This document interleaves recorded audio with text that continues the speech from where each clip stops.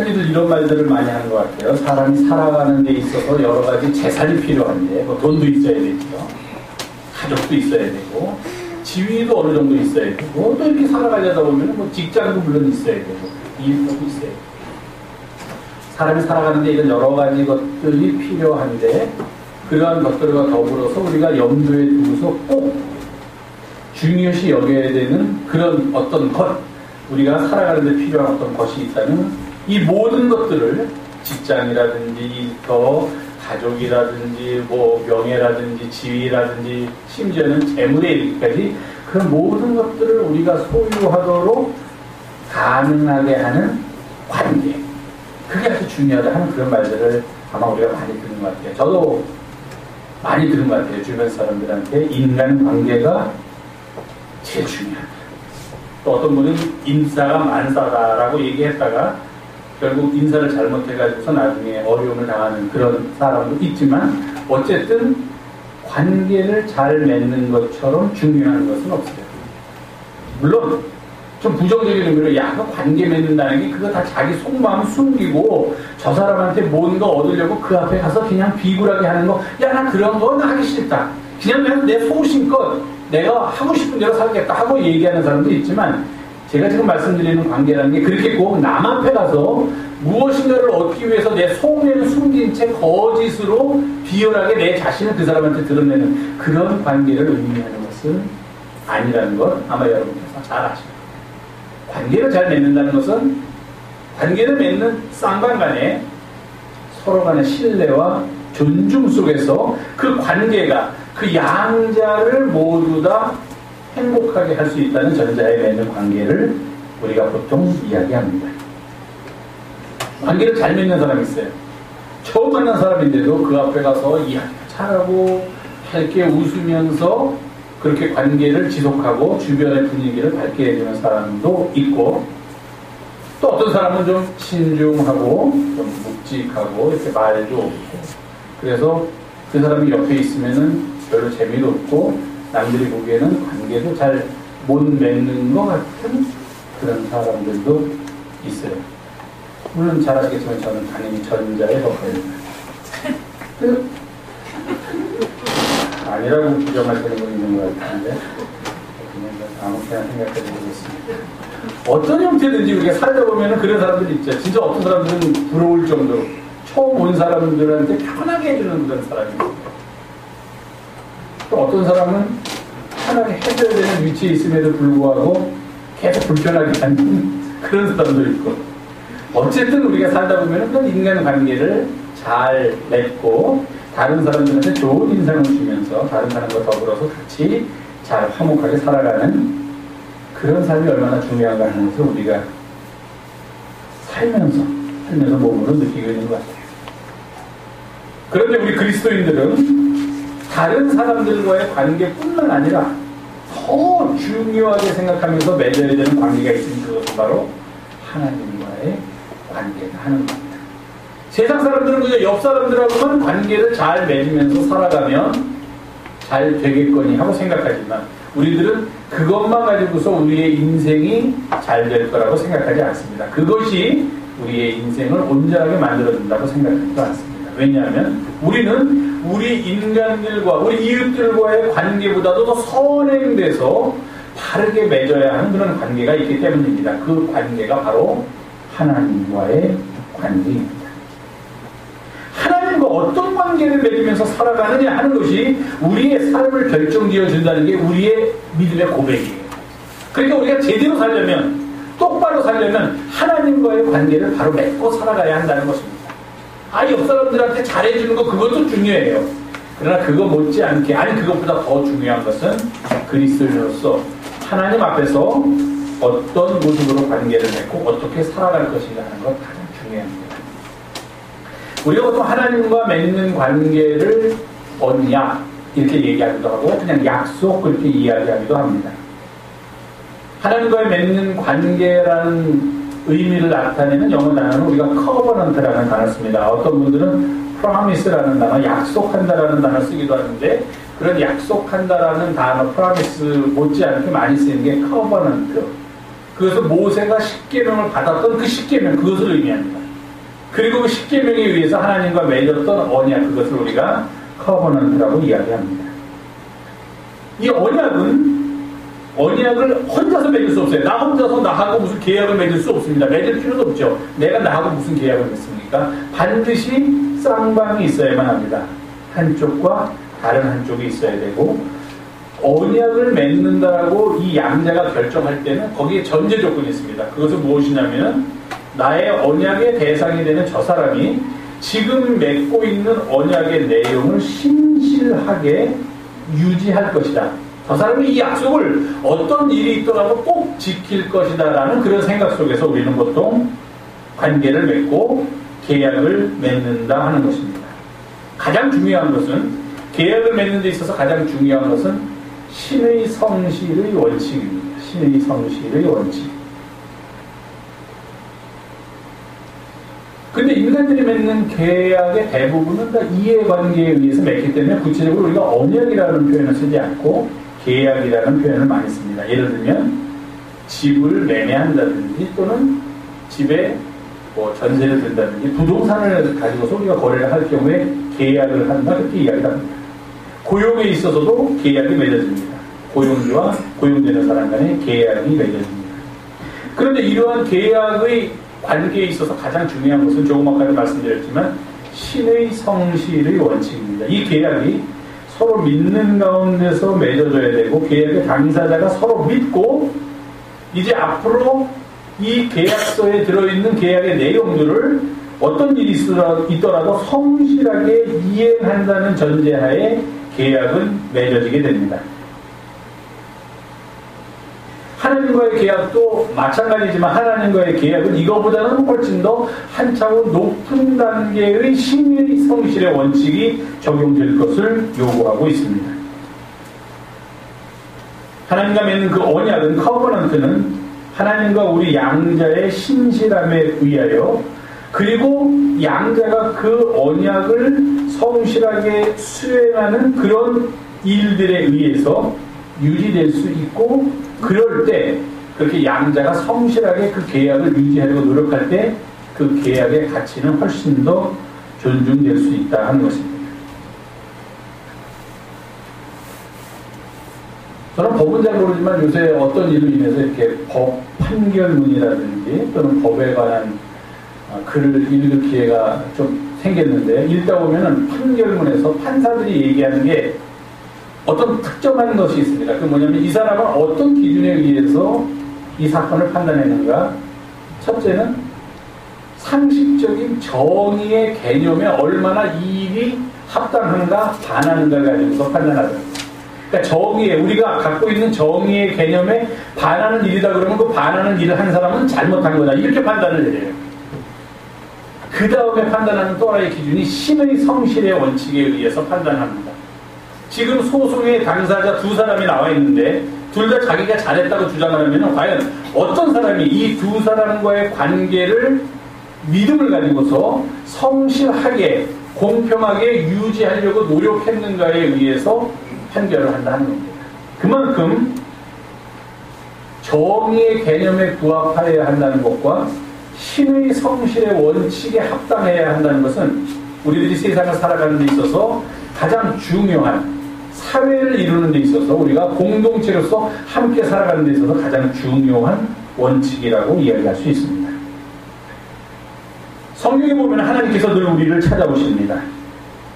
하나님과의 관계는 어떻게 시작되느냐, 바로 우리를 찾아오시는 하나님, 그리고 찾아오신 하나님에게 우리가 응답, 이 과정을 통하여서 우리는 하나님과의 관계 속으로 들어가게 됩니다. 그리고 이렇게 맺어진 하나님과의 관계는 우리는 늘 그렇게 찬송하죠. 하나님은 늘 성실하시다. 하나님의 신실하심은 한계로 같다. 그것이 우리의 전제입니다. 그러면 이 언약의 관계가 무너지고 깨지고 하는 이유는 어디에 있냐면 바로 우리들이 그 언약의 관계에 신실하지 못하기 때문입니다. 하나님과 우리가 비록 언약의 양, 상대자, 쌍방이기는 하지만 이 쌍방에게 있어서 신의 성실의 원칙이 훨씬 더 요구되는 쪽은 바로 우리들이다 하는 것을 우리는 잊지 말아야 합니다. 하나님은 신실하신 분이기 때문에 그렇습니다. 성경을 봐도 하나님께서는 먼저 아브라함을 찾아오셔서 그로 하여금 고향을 떠나 하나님께서 말씀하신 땅으로 가라고, 가나안 땅으로 가라고 아브라함에게 말씀하십니다. 모세의 경우도 그렇습니다. 40년 동안 궁궐에서의 생활을 버리고 40년 동안 광야에서의 생활을 버리고 다시 그가 살던 이집트로 돌아가서 백성들, 이스라엘 백성을 구원하라고 하시는 하나님의 명령은 바로 모세가 하나님 내가 내 백성을 구원할 터이니 나를 들어서 주십시오 하는 고백이 아니라 하나님 편에서 먼저 모세를 찾아와서 이제부터 내가 너에게 중요한 사명을 줄 터이니 그 사명을 감당하라는 하나님의 찾아오심으로부터 시작됩니다.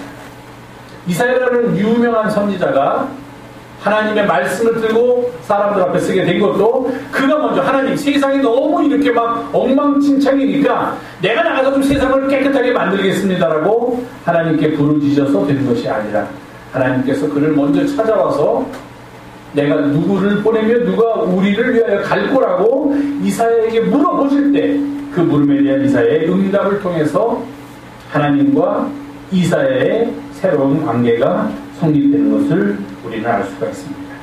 그렇습니다. 하나님께서는 우리를 찾아오십니다. 아까 제가 아동부에게 얘기한 것처럼 하나님께서 우리의 이름을 가지고 우리를 부르신다 하는 것입니다. 한 사람 한 사람의 이름을 통해서 우리를 부르신다는 것입니다.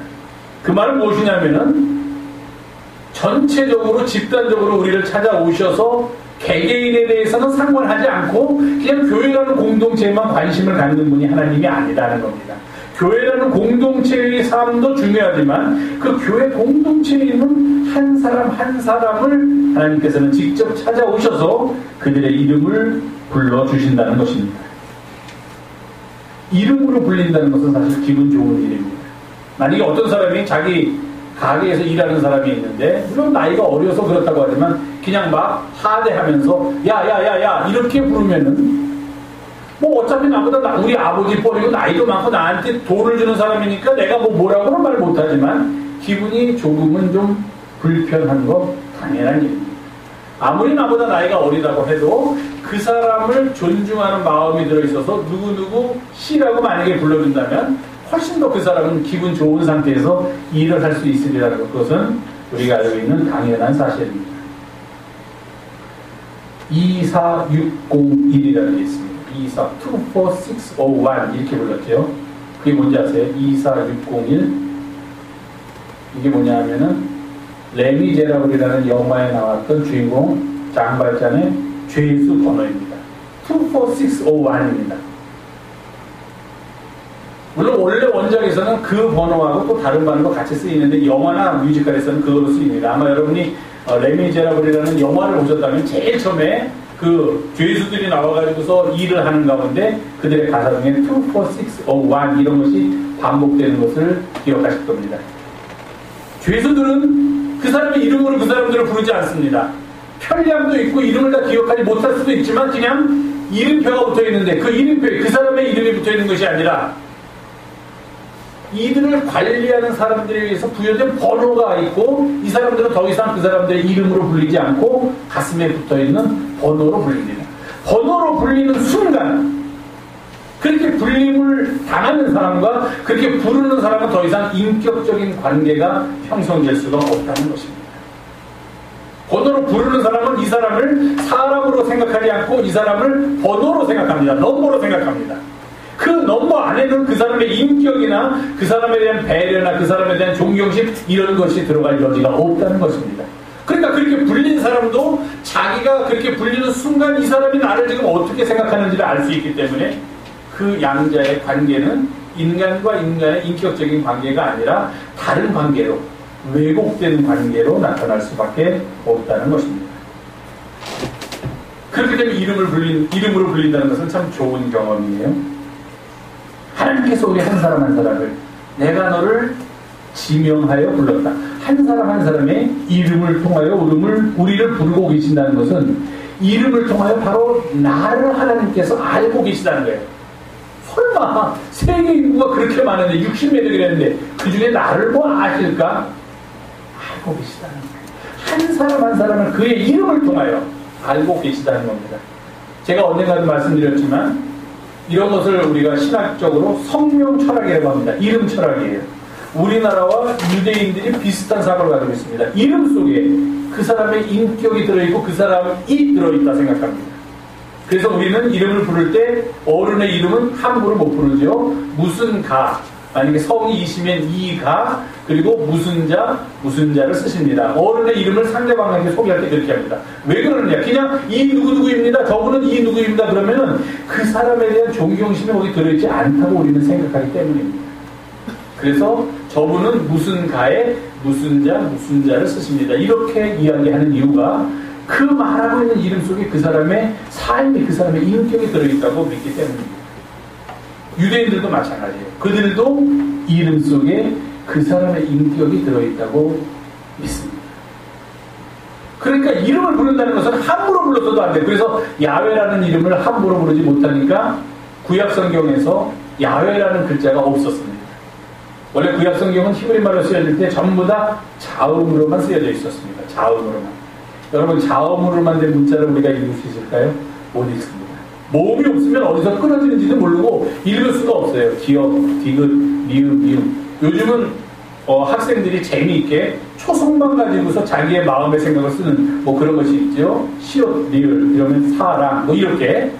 그런데 옛날에 구약성경의 기자들은 성경을 기록할 때 자음만 가지고 기록했습니다. 그러니까 사람들이 성경을 봐도 히브리 말로 된 자음만 있으니까 모음을 붙일 수가 없으니까 읽을 수가 없었어요. 그래서 히브리 성사를 연구하는 사람들이 여러 세기에 걸쳐서 그 모든 자음에다가 모음을 다 붙였습니다. 옛날에는 어떻게 이것을 읽었을까? 아주 방대한 작업이었는데 그것이 가능했습니다. 그래서 히브리 성경의 모든 자음에다가 모음을 붙여가지고 읽을 수 있게 만들었는데 그 사람들이 네 글자면은 도저히 거기다 무슨 모음을 붙여야 될지 알지 못했습니다. 읽지를 못했어요. 그게 바로 야훼라는 하나님의 이름입니다. 여호와는 하나님의 이름이에요. 이름. 우리가 믿는 하나님의 이름은 여호와. 이슬람 사람들이 믿는 하나님의 이름은 알라. 똑같은데 이름이 다르죠. 알라. 그렇게 다릅니다. 또 다른 신은 자기들이 믿는 신의 이름이 또 다르게 나옵니다. 그 야훼라는 이름을 히브리서 기자들이 이 이름 속에 누가 있으니까 하나님이 계시니까, 우리가 믿는 하나님이 계시니까 이거는 절대로 읽어서는 안 돼요. 그 이름을 어떻게 우리 할아버지, 우리 아버지, 우리 조상의 이름을 누구누구 이렇게 어떻게 발설합니까? 마찬가지예요. 그러니까 이 사람들이 모음을 붙일 수 없게 만들어 놓은 거예요. 그래서 찾아낸 게 이 사람들은 성경을 읽다가 그 옛날에는 모음이 없이도 읽었습니다. 읽다가 딱 그 네 글자가 나오면은 하나님의 이름이니까 감히 읽을 수가 없으니까 우리말로 번역하면 뭐라고 읽었냐면은 주님, 아도나이 이렇게 읽었다. 그런 걸 이제 찾아냈습니다. 주님. 왜 야훼라고 읽으면 안 됩니다. 그건 하나님의 이름입니다. 반대로 말하면 하나님께서 우리를 찾아오실 때, 우리를 부르실 때 우리의 이름으로, by name, 이름으로 우리를 지명하여 불렀다는 것은 그만큼 우리 한 사람 한 사람을 하나님이 얼마나 사랑하고 계시는지를 보여주는 아주 단적인 증거다 하는 겁니다. 하나님은 우리를 얼마나 사랑하셨으면 우리 한 사람 한 사람의 이름을 기억하시고 그 이름으로 우리를 부르실까 하는 것을 우리가 알아야만 한다는 것입니다.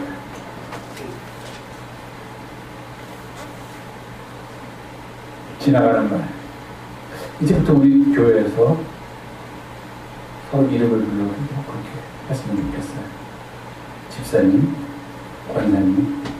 집에 가면은 아니지만, 집에 가서는 야지만, 그래도 교회에서는 집사님, 권사님 하면서 이렇게 우리가 호칭만이라도 좀 이렇게 부르면 그거 좋아요. 이게 존대를 하면요, 이 외국 사람 존대가 없는데 우리는 존대를 하면은 분위기도 좋아지고 이게 잘 되는데 하대를 하기 시작하면은 이 막 나가는 걸 감당할 수가 없었어요.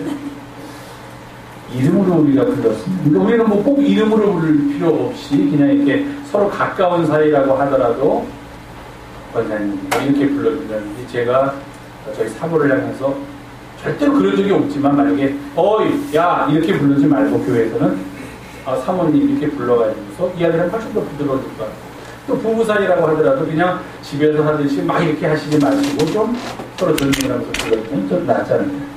왜냐하면 그런 생각, 여기서 화면이 나오네요. 말씀보다는. 예.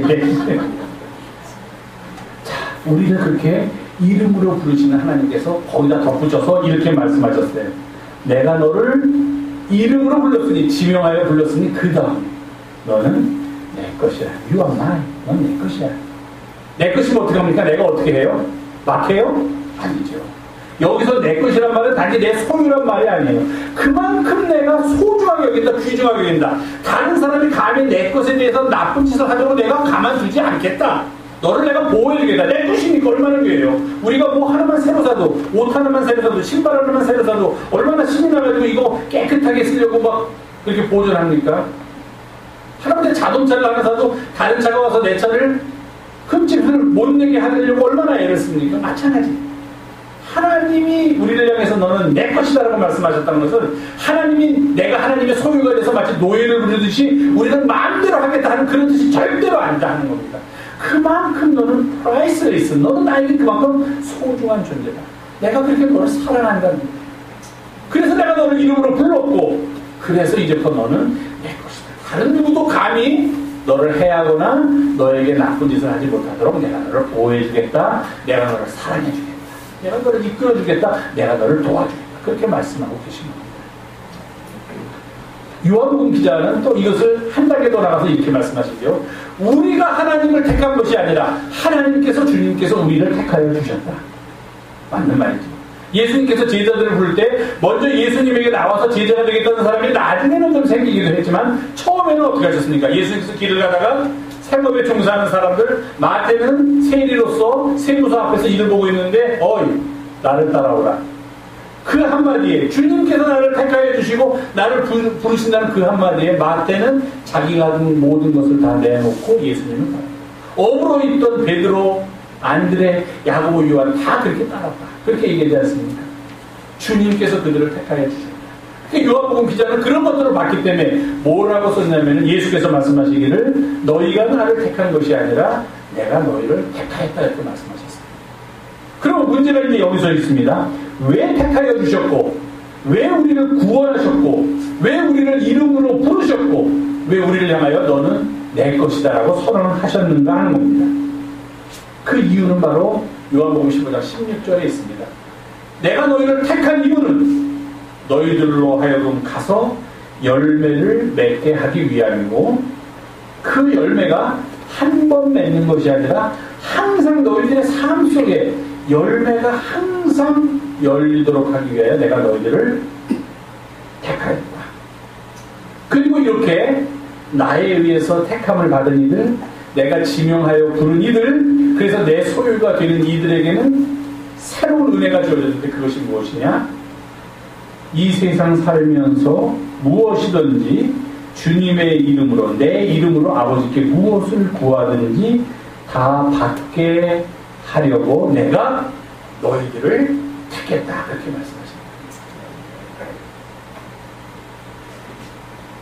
구약도 마찬가지고 신약에서도 마찬가지고 예수님도 마찬가지고 하나님께서는 어떤 형태로든지 항상 우리를 찾아오신다는 거예요. 우리를 택하신다는 거예요. 그가 우리를 선택하셨을 때 우리가 거기에 예라고 대답만 한다면, 우리의 이름을 불러주셨을 때 예 주님 제가 여기 있습니다. 주님 제가 무엇을 할까요? 그렇게 대답만 할 수 있다면, 그러면 우리는 나가서 열매를 맺고 그 열매가 우리의 삶에 항상 있을 뿐만 아니라 우리가 주님의 이름으로 무엇을 구하든지 다 얻게 되는 그런 은혜 속에 거하게 된다는 거예요. 그렇게 해주기 위해서 불러주신다는 거예요, 주님이. 그런데 우리는 그것도 모르고 자꾸 도망간다는 거예요. 불러주시면 자꾸 안 들리는 척하면서 엉뚱한 데로 가고 있다는 겁니다. 요한복음 기자는 요한복음 15장 17절에서 마지막으로 이렇게 권면합니다. 내가 이것을 너희에게 명함은 무엇입니까? 너희가 나를 택한 게 아니라 내가 너희를 택했고, 내가 너희를 택한 이유는 열매를 맺고 그 열매가 항상 있게 하고, 그리고 더 나아가서 내 이름으로 아버지께 무엇을 구하든지 다 있게 하기 위해서 너희들을 택한다. 이런 이야기를 지금 갑자기 왜 하느냐 하는 거예요. 제자들에게. 이런 이야기, 이런 하늘나라의 비밀을 너희들에게 알려주는 이유는 바로 이것이다. 내가 이것을 너희에게 명하면 너희로 서로 사랑하게 하려 합니다. 이것을 위해서 우리를 택하여 주십니다. 세상에서도 정치하다 보면 그런 거 많지요. 뭐 무슨 줄을 다져야 됩니까? 세상 살면서 좋은 말로 하면 관계를 잘 맺어야 된다. 좀 우리가 평소에 쓰는 말은 줄을 잘 서야 된다. 정치하는 사람들도 뭐 무슨 집권 여당에서는 뭐 친이계, 친박계 뭐 있고 또 뭐 야당에서도 뭐 친노계, 친무슨 계. 그러다 보니까 다 누구 편으로 줄 서 있느냐는 거예요. 어디에 줄 서 있느냐. 그 사람이 누구에게 속해 있느냐 하는 겁니다. 우리는 과연 누구에게 속해 있는 사람입니까? 우리는 우리를 이름으로 부르신 하나님께 속해 있는 사람입니다. 하나님께서 우리에게 말씀하십니다. 내가 너를 지명하여 불렀나니 너는 내 것이다. 너희가 나를 택한 것이 아니요 내가 너희를 택했는데 그 이유는 열매를 맺게 하고 너희들의 기도가 응답받게 하기 위함이다. 내가 이런 하늘나라의 비밀을 너희들에게 알려주는 이유는 바로 너희들이 이제부터 서로 사랑하면서 살게 하기 위함이다. 오늘 우리는 임원으로 임명받음을 감사하며 이 예배를 드리고 있습니다. 우리의 감사는 우리를 하나님의 일꾼으로 불러주신 것뿐만 아니라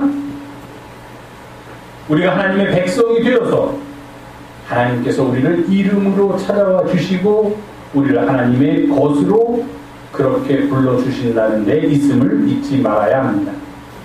이러한 하나님의 부름에 우리가 할 수 있는 유일하면서 최선의 것은 성실하고 진실되게 하나님의 부름에 응답하여야 하고 우리가 얼마나 그 부름을 감사히 여기며 세상적인 표현을 한다면 신의와 성실로 그 언약을 지켜나가는가에 따라서 주님 앞에서 우리의 삶이 어떤 모습인가 하는 것이 드러나게 된다는 것입니다. 처음에 예배 시작할 때 우리 김명기 원사님께서도 기도해 주셨는데 저는 성경에서 가장 아름다운 말, 가장 좋은 말은 착하고 충성된 종하는 말인 것 같습니다. 우리 모두가 다 주님 앞에서 착하고 충성된 종이라는 말을 듣도록 그렇게 부름에 예라고 응답하며 그 부름에 합당한 삶을 살기를 주님의 이름으로 부탁을 드립니다. 기도하겠습니다. 오늘도 우리와 함께 계신 주님, 주의 말씀을 우리의 삶의 등으로 삼아 살아가는 하나님의 백성들 되게 인도하여 주시옵소서. 우리 주 예수님의 이름으로 기도하옵나이다. 아멘.